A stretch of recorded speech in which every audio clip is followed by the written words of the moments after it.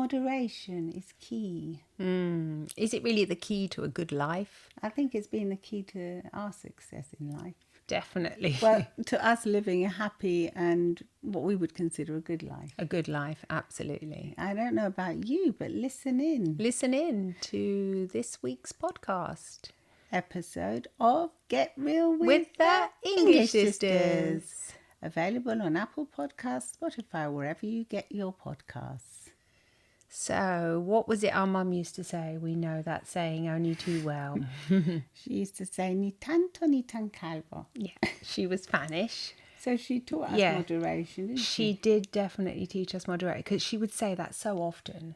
Every time. That it's like in our subconscious minds, isn't it? It's like ni tanto, which means neither too much or too little. So yeah, it's like the moderation is the key. The middle ground. Yeah. And so if we were going to say, "Oh, Mom, I hate this. I never want to study that subject again," she would always say, "Ni tanto ni tan calvo." Try think about it a moment. Maybe this was one day was a bad day. You know, she would say that to me a lot. Yeah, but I'm thinking about the expression that we looked up, and it said neither with 2 weeks or without any. because calvo is a Spanish word and it actually means bald. So for those of you who don't speak Spanish, it means that if it literally there's another expression which says ni calvo ni con dos pelucas, which is hilarious. It means neither bald or with 2 wigs. So it's always the exaggeration, because if you're bald and you want to have 1 wig, that's okay. But you're not going to wear 2 wigs on your head, because you're going to look odd.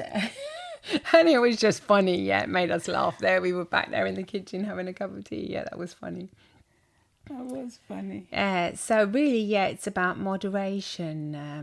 And I really do think that it's one of the keys to the... well, I'm always spitting out the phase. I know. Because I told it to my daughter the other day. Really? Yeah. She was on about some podcast she listened to about dieting and exercise doesn't work and all this. Yeah, I know. And so I thought, no, exercise does work. And calorie counting works, and everything works in moderation. Yeah, let's not be extremist about this. Yes, let's not go too, it's like, oh my God, like one person can have so much candy and so much chocolate and think nothing of it, and another person has 1 spoon of sugar and freak out. Oh my gosh, that's the classical case when you'd say, hey, ni tanto ni tan calvo, come on. Chill, let's find a medium here. You don't have to eat 3 Mars bars, but you don't have to freak out if you've had a little tiny bit of sugar today. Well, if you've eaten 1 Mars bar. Oh, 1 Mars bar, yeah. And it's not something you're going to be doing every day. They're not as nice anymore. No, I don't like them much now. I don't know if we've changed. Quality of the chocolate's gone down, apparently. Really? Yeah. I mean, we're not sponsoring this in any case. Nothing to do with us. Nothing to do with us, yeah. But apparently, that's the case. Anyway, I mean, again, if you do have a candy bar and you have a chocolate bar, okay, let's not make such a big deal about it. No, as long as you're not having one every day. Yeah, it happened. Okay, yeah, so it what? Happened to me once. Yeah, I started eating 1 a day. I know, I remember. Yeah, and then you were saying, hey, I'm not fitting into my skirts anymore. What am I doing? And I was thinking, it's not because you're buying the chocolate bar every time you get on the train, is it? Do you remember? We were so naive. We were so young. And then you said, what chocolate? I got that chocolate bar you're buying every morning. And then you take it with you. And yes, definitely. It shows you weren't even thinking. Buying the chocolate bar, and then you got back to a normal weight instead of being exactly straight away. Yeah, straight away. So that was any trouble. That was pretty easy. Yeah. So that was. I don't know. Yeah, you've taken me down this funny little tangent now, but yeah, definitely, it was funny. Moderation. I do think we have lived in moderation most of our lives. Whereas it comes to food, but I'm thinking about fitness, because I was talking to my daughter the other day, and I'm on this program now she's put me on. It's pretty inspiring. Tough. But she is motivational. I remember like when we first used to go to the gym, when we would go every day, but we would just do about an hour there. Yeah. I mean, they used to laugh at us, the other people, because they would be real fanatics. Yeah. What we would consider would be more extreme in those days. But we always used to do it in moderation. Very much. We did get better. I wondered if it was that. I wonder if that kind of moderation was a bit too little moderation, because I never really felt as if I pushed myself enough. I would always like stop when I'd start getting a bit sweaty and things. And then we go and have a cappuccino because they had this nice bar at the gym. And then, do you remember what happened when they closed the bar at the gym? We said, we're not coming here anymore. And then we thought, oh dear. Is this really what we should be saying then? Why are we coming? Is it for the coffee and the chats? Or is it really it was for the coffee and the chats, because that's where we developed our first book as well, once again. No, but it was for the fitness as well, because when my kids take the mickey out of me saying I didn't do anything, I did, because still went on the treadmill for 20 minutes. That's when the moderation, and we used to go to the Pilates whole hour class. No, you couldn't get out of that. You had to do it. She would watch us like a hawk. Some of the other classes were a bit cheeky, and we used to sneak out after half time. Yeah, if you go at the back. Yeah, you could get out. But not with the Pilates. We were forced to do that. So let's not say that was. No, but anyway, I'm thinking, because like now I'm on this program when I'm trying to do. Well, not trying. I am doing. You are doing like a weight training program, and it's 4 days a week, and then the rest of the days of the week I've got this thing now that counts as steps to be a bit more active. So I'm doing walking. Now, someone else might say that was extreme and you're getting obsessed because you're walking every day and you're doing all this, weight training every day. But for me, in this case, I don't think that is obsessive, because I think now, looking at the balanced way of life, considering how sedentary we are most of the day, we sit down most of the day, we're not doing active things all day. Maybe if you had an active job, you're working in the forest or something, or definitely on a farm, or doing something, obviously you wouldn't need to do that, and it would be excessive, you'd be exhausted. No, you can't. No, but with our lifestyles now, we need to do something like that to keep strong and fit, whereas someone else might look at you and say, oh, are you getting a bit obsessed? Why are you doing all this? This is too much. Yeah, I know what you mean, yeah. But for me, that's been moderate, because obviously when I'm doing it, I'm careful I don't put too much So weight what you're on. saying is moderation is subjective. Yeah. Yes. So, it's not objective. It's subjective to the person. So it depends on what stage of life you're going through. You have to be your own moderator. Exactly. Yeah. But I think you have to put like a safety things in there, because you can get carried away. Some people can, especially. Yeah. I mean, if anything, we get carried away the other way of not doing enough. Of not wanting to do enough. Yeah. But some people get, more obsessive about it and want to push themselves more and more, and then that's where it can lead to problems, injuries. Well, you don't want to be obsessive about anything, really. No. Yeah, I mean, the word obsessive already describes that there may be something that's not quite right there. Yeah. You want to go towards your goal. Your goal, and say, okay, I'm going to train now because I want to train, because it makes me feel good, and you remember how good you feel afterwards. So that motivates you to start, because at the beginning, I don't think you're really that crazy about starting, but you remember how good you feel. Yeah. That's what gets you going, isn't it? Well, it's the dopamine you get. The dopamine, yeah. So that's what happens to me as well. Before going on the treadmill, I might think, try and make my little excuses in my head of why I don't want to start. But then when I'm on it, and I actually enjoy it. Yeah. I enjoy, and I just do walking. So I'm not into all your weight training at the moment.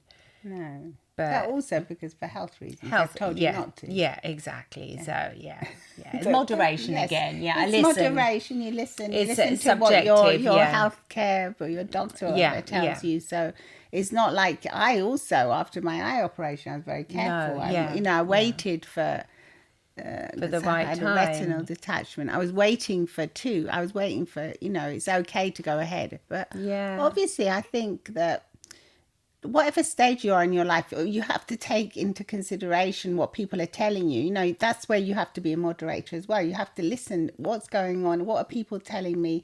Like they told us we were obsessed. I remember when I went to England, that's a bit obsessive. Oh my God, are you getting obsessed about doing gym every day now? What's going on, Violetta? Really? And I said, no, I just enjoy it, and it helps me feel it helps me better. feel better, and it helps me keep in shape and keep Flexible, healthy and yeah. flexible. Yeah, get rid of my backache, because I had backache at the time. You haven't got any of that anymore, have you? Nothing. No. You really It's have all become gone. stronger and stronger. Stronger and stronger day by day. Day by day with this training. Yeah, it's been brilliant And for so it's a question, yeah, because also when you're doing like weight training, you have to eat properly. You have to eat more protein. That's so true. you get more savvy, more veggies, more protein, healthier, less sugars, because you think, well, I still eat sugar, but what's it going to give me? You're going to eat it because it's again, moderation. moderation. Yes, Come you don't on. want to deprive yourself of a cake or whatever if you feel like it, or a couple of biscuits. I do think that moderation has been the key to success for many, many years and years in this world. But like now, today, it's gone a little bit wonky, hasn't it? You know, there's a bit of extreme. I think the social media takes you down that, like the podcast episode we did about, we did like just saying that it takes you out down these rabbit holes, because you'll look one thing up or it'll hear you. The other day it heard us talking about, I don't even want to mention it because it'll come up, and it immediately it feeds you all these things. You mean the algorithms? Yeah, the algorithm fed me all these things that I didn't want to see, and they were actually horrific. And I said, I don't want to see these things. And it was just because we were talking about a client of us who had this problem. And it's scary, because you're thinking, if someone is in that, has got that eating disorder or whatever it is, they're going to be going down this thing which saying, oh no, it's a good thing for me, it's been amazing, blah blah blah blah you're blah. You're going to hear lots and of, you're going to hear it, and you're going to think, you're almost going to get a little bit skewed and think, this has become normal, because this is what I'm seeing all the time. I'm just seeing this. Yeah. I'm just being fed this, so this is normal, it's healthy kind of thing. So you mean if you're an obsessive person who just does too much exercise, you're going to go down that rabbit hole of just focusing on that all day long. Yeah, and on the nutrition side of it, and then it becomes unhealthy. It becomes a problem there, because you can't socialize normally. Your whole life revolves around the training, the eating. You can't go out with your friends because they might want to eat something that's not right for your training program. It can become, once again, that there's moderation again. It would be nice to be able to live in moderation, but really, I mean, today's world, I think, is all about the opposites, excessive. You know, you either watch one show, you don't normally do, like even watch TV shows now, they call it binge watching. I do it myself. I want to watch an entire series. I mean, when we were little, do you remember what it was like? You had to wait a whole week. You know, was that moderation? Was that just frustration? I think that was frustration. But it also kept you away from it. You were less time on the screen, because then you go off and read a book or go and do something. I don't know, we'd read a book. Yeah, that's You would definitely read a book, and I remember reading a lot. We'd go to the library. I love reading. Yeah. But not other people might not. They might watch what's next on the telly. Just watch any old program. Yeah, instead of being able to choose what you watch, you just get fed what they want you to watch. Yes, that was horrific as well. Yeah, I mean, I do love it that you can choose. Yeah, that nowadays there are the. I thought that's horrific. It's so boring. Yeah. just being literally fed, you know, and just being hypnotized with whatever is on their agenda. Yeah, whatever they had to offer, that you had to just watch again and again and again. Usually loads of time they put the same thing on again as well. Thinking boring. Yeah, very boring. Now there's more choice. You can do gaming, you can do television, you can read. If you use your moderation skills now, if you become your own moderator, you have a lot of choice to be able to choose something that's good for you at that moment. Yeah, it's just like the content online moderators when they can, when they don't allow the scams and all the things that are going to come through, the trolls. You know, if you do the same with your own mind, I think that could be really brilliant. You know, you're your own mind's moderator. So look to where you maybe doing something excessive, so you might notice that you're drinking too much, or something that's excessive, too much, or too little, because ni tanto ni tantavo, you know, either too much too little, drinking too little. No, I'm not talking about. I'm not talking about. I bet you're all laughing. No, I'm not talking about drinking. There was a point when I didn't used to drink anything, and I used to think I should drink a little bit. Really? Well, yeah, just to be a bit more sociable, because I didn't drink anything. Well, But I mean, because yeah. Because your just husband's the an one English drink. family, Yeah, just the one drink. Because Keep me here in happy. Italy, even though it's a land of the wine and the plenty, it's really common for But people I wonder not if you to say drink. here in Italy, we just is this area, because I think in Milan they drink a lot more. In the north, they Yeah. do. Yeah, they have the whole. And there might be a bit more pressure around. Well, I don't know. No, I don't know. I can't talk about that. No. Yeah, I know Rome and that, the area we're in is really quite common for people. No, but sometimes I used to think, okay, well, what if you... Because I used to like wine and beer. I thought, well, you could have the odd beer. Come on. Yeah, don't be so Yeah, so don't have to radical. be so extreme now. excessive. No, because I used to think, it's got calories in it. What's the point? I might as well eat a piece of cake or something else instead. Really? That I prefer. Yeah. There's no point in putting extra calories on something I'm not going to enjoy that much. Right, yeah. So I suppose I was moderating there. What do I prefer? I prefer this You were one. choosing. Yeah, choosing something I preferred a bit more. Yeah, and then you had the peer pressure, obviously, yeah. Like, maybe from... Yeah, but I think you should be able to say no. You're there now. I mean, now... Now it's different, I think. It's not that different. No, they were really, saying, but no. now, of course, you can say no to anything. You don't have to be pressured into doing anything you don't want to do. You don't feel like you have to. No, which is great, really, yeah. But, yeah, no, do you know what you were pressured more into here in Italy? Like, if you said you didn't like gelato. I mean, really, no, Well, honestly. it was a bit of a stigma for me because I Goodness, didn't like it. you I weren't remember. crazy. Do you remember? I mean, even now, today, if you seems say, like a joke. I don't want wine, I don't want, not bother with the candy or whatever, no thanks, that's fine. Oh, water, aqua, they love it. Here, give you any aqua you want. Water. They're very happy. But then when it comes to the gelato, if you say, let's all go out for a gelato, and then you're saying, oh, no, I don't think, what? You're not eating it. It's like shock, horror, and sadness. And you have to say, no. Wait, you haven't tried this one. We're going to the best one.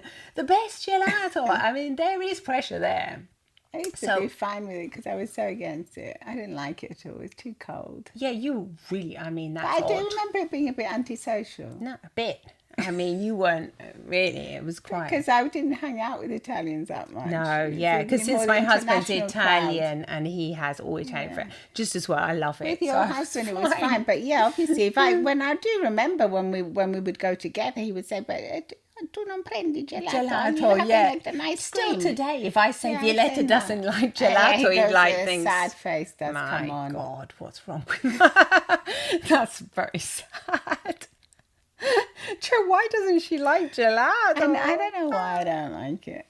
I mean, I do like it. I'm not mad about it, so there's no point. But when I was little, I didn't like it because I remember you. Then I really struggled with it because it was freezing. Yeah, do you remember the first time I actually had a taste of it when we went to Real Switzerland one, with I did not like. with It our was uncle too who cold bought and me freezing cold. I'll and never yucky. forget it. For me, it was like the first time I'd ever tasted, I think, real gelato.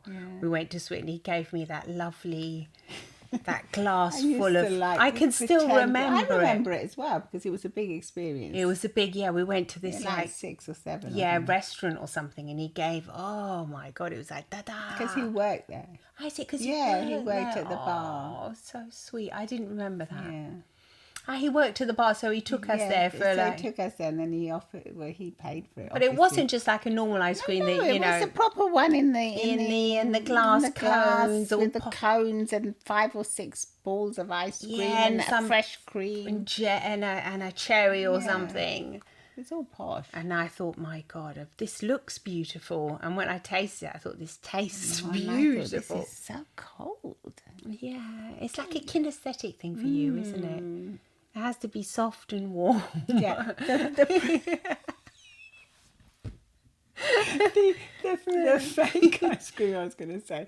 The Whippy's ice cream, the one that used to come round in the van. That was you nicer like that because it was soft and it wasn't as cold. Yes. I used to like that. Yeah, that used to be delicious. I wasn't as mad about it as you, but I did used to like. I like the chocolate bit in God, it more. no, I would dream about that. Yeah, no, I can still remember it now, and the smell of that ice cream van. Yeah. God, I can remember it. I can remember it really well. The noise. the music, the Sunday afternoons, just kind of like thinking, oh, the ice cream man's going to come now. Ding, ding, ding, ding, the little music. God. We never had any money for it. We were though, poor. didn't We didn't really have enough money for that, to buy these luxuries. But once a miracle happened. I mean, it was hilarious. I mean, sometimes Mum would say, but do you know the problem with us is that we were shy, so we wouldn't go begging our mum No, for it's it, 'cause and we used to kind of know begging. she was poor. we That knew the family came from suffering. We knew there wasn't that much money to go round. No, But we're not just poor really, because Mum used to spend a lot of money on fruit and Real food and yeah. cheese and Yeah. meat. We always So it had wasn't enough. It No. wasn't really that she was poor. It's just that she didn't consider that those kind of things she would consider more like something that was a bit unhealthy. I think it wasn't that much of a luxury. Yeah, it was Because not sometimes she necessary. would buy us cakes and things, and She when would- we would go out. But I remember at that age she would be more likely to want to make us a cake. Exactly. She'll than make buy, the apple pie Yeah. instead of letting the ice cream van come along and just give us a pound It or was whatever probably it more was. expensive as well than Of course, making it was more expensive. I think it was £1 for one ice cream. Not when we were tiny. It was like 10p or something. It was 10p. Anyway, that one time. Oh my God. We call it the money tree now because we heard the ice cream van, we went running out. I don't know. Running up the street We would saying, always "Ice go, cream." yeah, we would always go running up the street. Just to watch the other kids get the ice cream. And it's quite sad really, but we used to think nothing of it. I think just enjoy the smell. I don't know. That's what we would do. We would run up and then watch. They would give it to us now. I think people are kinder. I don't know. It was those times, wasn't it? It's like the I think if 70s. you saw two little kids come up now without any money and just staring like with a dog with eyes. The ice cream man, he was used to it, so he just ignored you. Yeah. But But I mean, I wonder if the ice cream man or lady would do that now. They'd be a bit kinder. I don't know. It's a business, isn't it? I Yeah. suppose they see so many little children staring up at them. I mean, what can you do? Do you think you still see as many now? Well, I don't even know if they exist now. They these do days. exist. Oh, they do. Oh, well, I don't But know. they tend to go more towards the cities. Do you see them around shopping centres and things? I don't know if they still go around the little streets, but I think sometimes they do. Anyway, we went running up. All the other kids got their ice cream. It was just about time for the man to start getting in. I remember he was just getting "All away. right, He then." said, all right, getting away from there. And he was going to go back and in the driver's seat. When all this money falls from this big, I think, was it an oak tree? I don't know what tree it was. From above our heads, money falls on the ground like pennies. I mean, I just remember staring, screaming, we're rich, and we started picking up. This makes me feel like crying now. Picking up these pennies, and then the ice cream man, he just. But then, do you know that we didn't even go and buy the ice cream? We ran to Mum to ask if it was okay if we bought one. And I remember telling Mum we're rich, with all this money that we had. And then, yes, can we get an ice cream with it? And then we ran back up and he was still waiting for us, He which waited, it was cute. must have been terribly sweet. And then for many years, we had no idea what happened to them, where that money had come from, the so-called money tree, because other times we would wait under the money tree. They say money doesn't fall from trees. Well, it did when we were little. It doesn't now. It doesn't now. But we waited under the money tree for many times after that, thinking. And it didn't come. And then when we were a little bit older, I remember telling Mum, and she said, darlings, it must have been the lady who lived upstairs from that house. One that had the Siamese cats. Yeah, she must have thrown her pennies out of the window. She must have seen you a day in, day out, waiting for this ice cream van, and she threw it, which is terribly sweet. But yeah, thank you, lady with the Siamese cats, if you're still around. Yeah. We still remember that today, and you did make our childhood a bit of a fairy tale because we used to read all the fairy tales. So And it would happen in the fairy tales. I would.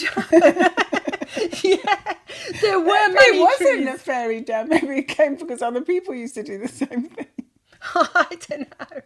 But in the fairy tales, you would read But these. then there, I think in moderation as well. If Mum had been a bit more savvy, like she'd been a bit maybe more aware of us and said, "Hey, do you want an ice cream every now and again?" Yeah.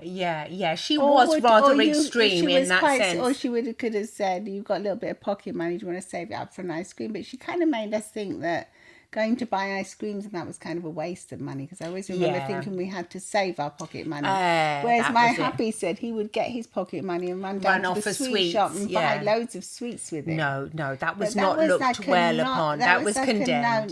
So I think she used to say "Ni tanto ni kankabo," but in some way some she areas, was extreme. Yeah, it could have benefited from her. Yeah, obviously those are the mistakes that I thought mistakes. I mean, she was a darling, but yes, that I tried not to do as a parent, and so did you. Be more aware that the kids are kids. You know that you got to save. Yes, it's great to teach children how to save, but also to teach them that it's enjoyable to make the most of your money, and you've saved all week, now off you go. Yeah, it seems bad saying that now, because another time she would encourage us like to spend our pocket money on things that we like. When we would go, I remember once we went to Venice, she encouraged us to buy a little purse with it. It's not as if she was saying never spend it and you have to save it all the time. A little purse for the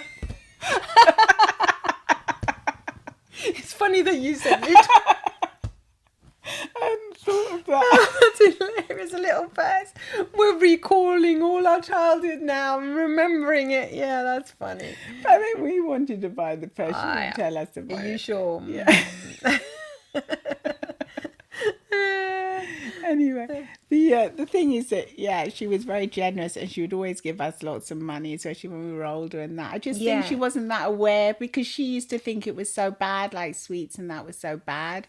She used to think in England the kids used to eat far too much candy. It wasn't in her culture, being Spanish. Exactly. So it's also a culture thing. Yeah, I think so. Spanish kids hardly ever ate. They didn't eat candy. No, it's true. Full stop. They would eat churros, which was those fried donuts. Oh, like what she used to say. She used to make sweets, she said. Yeah. But they were still boiled sugar. Yeah.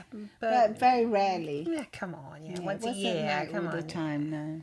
Eat sweets maybe at Christmas or something. She would always make us lots of cakes and things like that. The house was always full of cakes. Oh, Every day we'd come back, there'd be a cake that was baked. Oh, yeah. And chocolate. She used to like us to eat chocolate. Yeah. Like chocolate squares, lots of chocolate. Bread and chocolate. That would be considered like a healthy snack. She wasn't wrong though. Then again, because it was simple it give bread. You energy, but I mean, what I mean is, now if you're listening, don't think she was really hard on us or anything. It's just what she considered. She just thought maybe she just thought it wasn't important. She didn't care about it. I don't think she even liked it. She didn't like ice cream much. No, to tell you the truth. That's why. Because if she liked cakes, like she probably would have gone to buy because it like herself. me, for my kids, I love ice cream, so I would always, whenever pick them up from school, do you want to go to the bike get a gelato? Sometimes they say no, and I go. Didn't like it much either. Not interested. Bothered. When they were older, they liked it a bit more. When they came to Italy, a little bit more. Yeah, then they would like it. Yeah. But no, you're right. Yeah, so it depends maybe on the preference, but you know, there again, if you're moderating yourself, you can think, well, maybe that's something that I don't like, but hey, others might.